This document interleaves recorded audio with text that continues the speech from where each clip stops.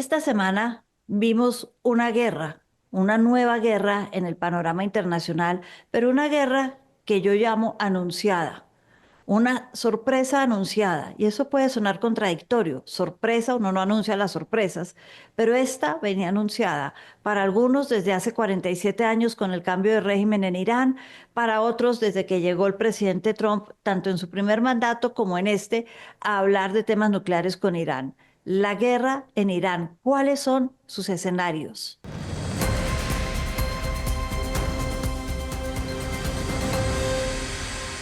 Y para entender estos escenarios hoy, me acompaña hoy Margarita Cadavid, profesora universitaria y experta en todos estos temas del Medio Oriente, quien ya nos había acompañado antes. Margarita, bienvenida.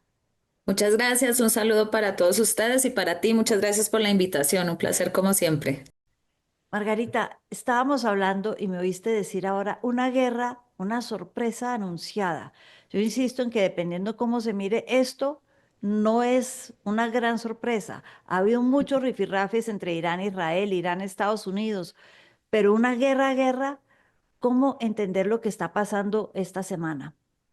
Bueno, digamos que efectivamente podríamos hablar de que estos rifirrafes, como tú misma lo estás diciendo, venían desde antes, venían de mucho tiempo atrás, pero yo diría que en los últimos, sobre todo 5 o 6 años, esto ha tenido, digamos, una escalada. Entonces nosotros habíamos visto un Irán que le había apostado a lo que se denominaba la paciencia estratégica. Es decir, Irán empezó con el tema de un programa nuclear que lo hace por fuera de, digamos que el gran error iraní es que empieza a enriquecer uranio sin anunciar que está enriqueciendo uranio, sin anunciar que está reactivando su programa nuclear y eso nos lleva a un escenario donde efectivamente hay un llamado de atención desde la comunidad internacional, el peligro que representa un Irán nuclearizado. Entonces, por un lado tenemos ese programa nuclear que reactiva las alarmas y que no sé si ustedes recuerdan también durante el gobierno del presidente Ahmadinejad que tenía un discurso bastante incendiario y contrario a Occidente, se vuelve todavía más amenazante, especialmente en la región. ¿Para quién? Para Israel. Por el otro lado, entonces tenemos otro tema que está ahí sobre la mesa y que no se puede dejar de lado, y es lo que tú decías, un régimen que lleva 47 años en el poder, que se basa en el principio del Velayat del Faqih, que es el religioso jurisconsulto político que va a ser el líder supremo de la República, que es un ayatolá. Y entonces tenemos que eso se convierte, por supuesto, en un régimen que con el paso del tiempo se va volviendo cada vez más represivo, se va volviendo cada vez más, el peso de la historia le cae encima también porque es un régimen que ya no le da respuesta ni en términos ideológicos, ni en términos económicos, ni en términos de las necesidades de una población más joven que está sometida hoy a unas condiciones de vida bastante precarias. La vida en Irán hoy está con unos índices de inflación de más del 70-80%, sobre todo en el caso de los alimentos. Y tenemos una policía de la moral que para tratar de sostener ese régimen se vuelve cada vez más represiva. Entonces se van a unir otro, y el tercer elemento que no podemos dejar de lado es la cuestión regional. ¿Qué es la cuestión regional? La cuestión regional es que Irán tiene desde la época del ayatolá, y es el ayatolá el que lo crea, algo que se denomina la Guardia Revolucionaria. La Guardia Revolucionaria, ¿qué es? Es un ejército también. O sea, Irán tiene su ejército, tierra, mar y aire, y tiene la Guardia Revolucionaria. Y esa Guardia Revolucionaria es el ejército personal del Shah. Podríamos verlo como la Guardia Pretoriana en la época del Imperio Romano. Pero ¿qué tiene esto? Tierra, mar y aire, son 150.000 hombres, pero adicionalmente tienen 7.000 hombres que están en el exterior. Y esos 7.000 hombres fueron los encargados de crear, bajo el liderazgo de Soleimani, el general Sombra, el famoso eje de la resistencia. Ese eje de la resistencia le había dado esa profundidad estratégica a Irán para mantener el conflicto alejado de sus fronteras. Hoy que estallan tres cosas al tiempo. Protestas por las condiciones de vida, que ya no son solamente unas protestas por esas condiciones de vida, sino que por primera vez empieza a hablar de un cambio de régimen. Alguien podrá decir, no, hace 2 años protestaron contra el régimen cuando pasa lo de esta niña Minim, pero esa fue una protesta por los derechos de las mujeres. Luego viene esta, desde el 28 de diciembre, que sí empieza a decir queremos otro régimen. Viene el debilitamiento del eje de la resistencia como consecuencia de lo que había pasado del genocidio en Gaza, de las respuestas hacia Hamas, hacia Hezbollah y la caída del régimen en el 2024 de Bashar al-Assad. Entonces el eje de las resistencias se debilita. Internamente el régimen se debilita. Luego el régimen está contra las cuerdas. Lo que hace Estados Unidos e Israel es darle un empujoncito para generar una reconfiguración en el Medio Oriente, que es lo que estamos viendo ahora. Margarita, ahí hay varios temas que son todos a cual más interesante. Entonces, voy a empezar retomando, tú hablaste en un momento, dijiste el peso de la historia, que no hay cómo satisfacer las necesidades de los iraníes. Y acá es que es interesante, cuando uno habla de Irán, a uno se le olvida que está hablando del imperio persa. Ellos Totalmente. no son árabes, son Ujú, persas, tienen una cultura, y es más, algunos de ellos siguen pensando que los árabes están muy por debajo de ellos, unos nómadas que viven en la ujú. península y que no tienen la cultura de ellos, y los ven a veces como, Donde bueno, por debajo mío, no, no me interesa estar con ellos, no voy a competir con ellos por ser el líder de la región, es que no están a mi nivel. Pero tenemos una Arabia Saudita que por otro lado dice, yo soy sunita, que es esto, una interpretación del Islam al que pertenece cerca del 80% de la población musulmana, y ellos son chiitas. Los Ujú, chiitas, por el contrario, dentro del mundo musulmán y religioso, ya no político y étnico, son vistos como inferiores a los sunitas por muchos. Entonces ujú. tenemos dos países que ven al otro como inferior por una u otra razón que ahora se están enfrentando. Entonces hay un componente histórico que, antes de hablar de los otros que nombraste, es interesante porque ya se han enfrentado una vez en Yemen y hasta donde yo veo, los dos luchan por ser el poder regional. Efectivamente, digamos que hay que tener en cuenta dos cosas. Irán se ha debatido siempre entre dos identidades. Sobre todo esas dos identidades quedan, digamos, expuestas en los cambios de regímenes. Nosotros tenemos un Irán que, como tú dices, efectivamente pertenece a la corriente chií del Islam. Y cuando llega el Shah, el padre del Shah, Reza Khan Pahlavi, no Mohammad Reza Pahlavi, que es el último en la década de los 20, él empieza un proceso de desislamización. ¿Qué significó eso? Inclusive le cambia los nombres a los meses del árabe al persa. Y hace una cosa que es bastante interesante porque en eso hay continuidad, que es cambiarle el nombre de Persia a Irán, para que pudieran recoger a todas las etnias que estaban ahí y no solamente a los persas. Pero ¿a qué viene esto? A que, por un lado, tenemos esa identidad del imperio persa, que es una identidad que tiene un peso enorme. Y por el otro lado tenemos la identidad que se construye a través el Islam chií y que es la que se refuerza con los ayatolás a partir de 1979. Mira que lo que estaba pasando ahora, y eso tiene que ver con ese peso de la historia, es que la ideología religiosa en Irán estaba siendo reemplazada por un nacionalismo persa. Pero antes de que esto pasara, ¿qué teníamos nosotros? Hay autores, y tú lo sabes también, autores y especialistas que hablaban de una suerte de guerra fría en el Medio Oriente entre Irán y Arabia Saudita. Y lo decían ¿por qué? Porque son los dos países que tenían las capacidades económicas por el petróleo, por el gas. Son los dos países que tenían además las capacidades armamentísticas de ser los líderes regionales. Pero ahí entraba el tema religioso. Uno, la cabeza del Islam suní. ¿Y por qué digo que la cabeza del Islam suní? Fundamentalmente porque son los que cuidan, los guardianes de los lugares sagrados del Islam. La Meca y Medina están allí en Arabia Saudita y son las dos ciudades más importantes en ese orden, Meca y Medina, luego está Jerusalén para el Islam.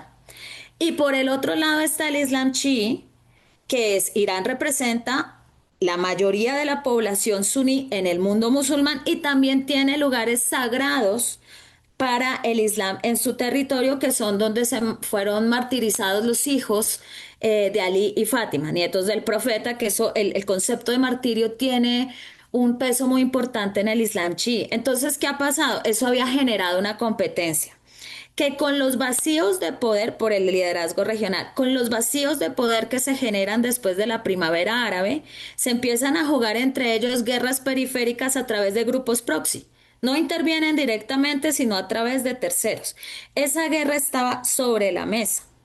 Pero de un tiempo para acá, que era lo que había venido pasando. Arabia Saudita se desmarca un poco no de la competencia regional, sino que empieza a gestionar sus propias alianzas. Esas alianzas, ¿quiénes son? Todo lo que era el Consejo de Cooperación del Golfo sin Qatar, porque Qatar y Omán se van a empezar a aliar a Irán para hacer los pesos y contrapesos en ese juego de poder. Entonces, evidentemente, una de las cuestiones importantes para Arabia Saudita era mantener a Irán a raya, contenido, como hablábamos en la Guerra Fría, containment. Y eso se estaba haciendo, digamos, de una u otra manera, sin necesidad de llegar al conflicto.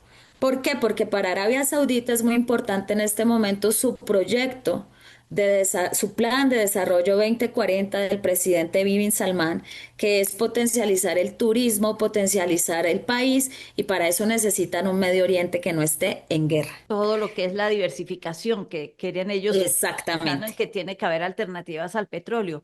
Todo esto que estaba enfrentando Irán en la región, de alguna manera hay un microcosmos que se da dentro del país, dentro de Irán. Tú hablaste de las manifestaciones.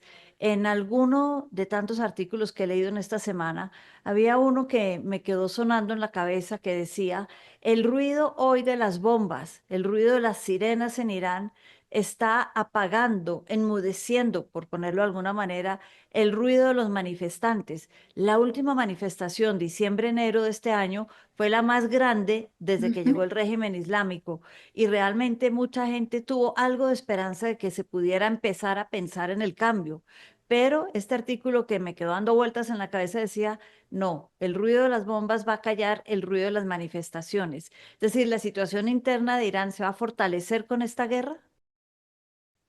Se fortalece el régimen. Paradójicamente, aquí hay una cuestión que yo creo que se subestimó, porque una intervención extranjera en Irán, y estamos hablando de una intervención no por tierra, sino estos bombardeos que se produjeron mancomunadamente entre entre Israel, perdón, y Estados Unidos, ¿qué generan? Generan una cohesión interna frente al enemigo externo. Y si bien, porque claro, la gente lo que dice es, pero es que la gente estaba cansada con el régimen. Claro, eso es verdad. Pero uno tiene que tener en cuenta que para medirle el pulso al país no solamente se tiene que ver Teherán. Estamos hablando de un país de 91.5 millones de personas. En Teherán viven 10 millones de personas. ¿Sí? Entonces, en las otras zonas también creo que es el 9 o 10% de la población, no tengo las cifras en la cabeza, en las zonas del Irán profundo, como podríamos decir, hay gente que apoya todavía al ayatolá.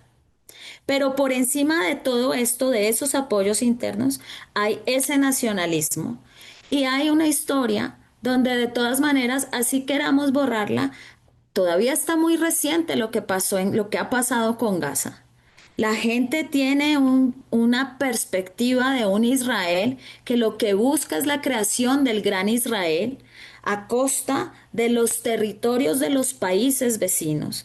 Y una intervención de Israel y Estados Unidos hace que resurja ese sentimiento del enemigo histórico que siempre fue el que esbozó Irán para mantener un régimen represivo como el que tenía. El enemigo externo ayudó a fortalecer a Irán y esta es la autoprofecía cumplida del enemigo externo atacando Irán. Entonces, claro, las protestas a largo plazo que habrían hecho, debilitar el régimen como generando unas tensiones en las élites de poder en Irán que paulatinamente hubieran logrado una transformación. Pero ahí yo quisiera decir otra cosa. A pesar de lo que queramos nosotros decir y lo que queramos con el corazón de una democracia en Irán, lo que iba a pasar y lo que puede pasar en este momento es una dictadura militar, que sean los guardianes de la revolución los que asuman el control Ese es del uno de territorio. Ese es uno de los escenarios, Hay varios exactamente. escenarios y ese de la Junta Militar es uno de los que con la guerra se vuelve cada vez más y más posible, Posible, un escenario exactamente. que hay que tener en cuenta. Y rápidamente, Margarita, para terminar, mirando, por ejemplo, el tema de un país sancionado como Irán, de todas maneras ha mostrado que tiene una voluntad gigantesca para actuar, tomar decisiones para la guerra, tiene todo este armamento de drones y produce cerca de 10.000 drones al mes. Con todo Ujú. esto, con toda esta voluntad, con toda esta, la posibilidad de una junta militar, Estamos frente a una guerra que no es de un corto plazo como hace No, pensar el presidente Trump. Estamos frente a un largo escenario plazo. más hacia mediano o largo plazo, ¿verdad? Yo creería que sí, yo creería que sí, y yo creería que aquí uno tiene que ver un poco la historia que no se repite, pero tiene ecos. Y en ese escenario de esa historia que se repite, las intervenciones de Occidente para ayudar a hacer transiciones de poder por parte de los Estados Unidos o occidentales nunca han salido bien. Nunca. Es cierto. Y No no hay tenemos muchos referentes de democracia en el Medio Oriente. Tenemos regímenes tampoco. que son un poco más abiertos, donde hay un poquito más de libertad para la oposición, de expresión de los medios, pero no tenemos en sí una democracia al estilo occidental.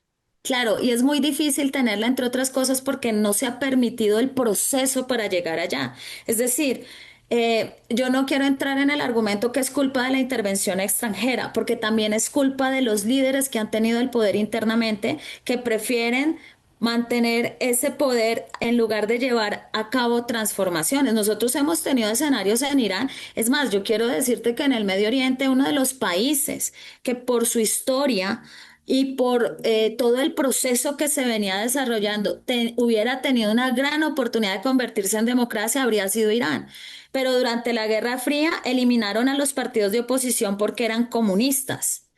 Mossadegh fue un tipo que llegó al poder con apoyo popular y le dan un golpe de Estado. Y luego tenemos los ayatolás, que eso imposibilita cualquier transición. Y luego tenemos la gente en las calles con la voluntad popular tratando de cambiar el régimen y tenemos una intervención extranjera que Una, va a frenar el proceso. Entonces no un- se les ha dado tampoco la oportunidad de seguir un camino, porque yo le digo a mis estudiantes en la universidad, la democracia no es un gen, es un proceso histórico que se construye. No hay sociedades aptas o no aptas para la democracia. Estos sistemas políticos son el resultado de procesos históricos de larga data. yo prefiero hablar por eso muchas veces de qué tantos derechos de oposición, de libre expresión, de los medios, de Exactamente. las mujeres hay en estos países. Margarita, muchas gracias como siempre por ayudarnos a entender esta nueva guerra que tenemos ahora en el mundo. A ti, mil y mil gracias por la invitación y como siempre un placer.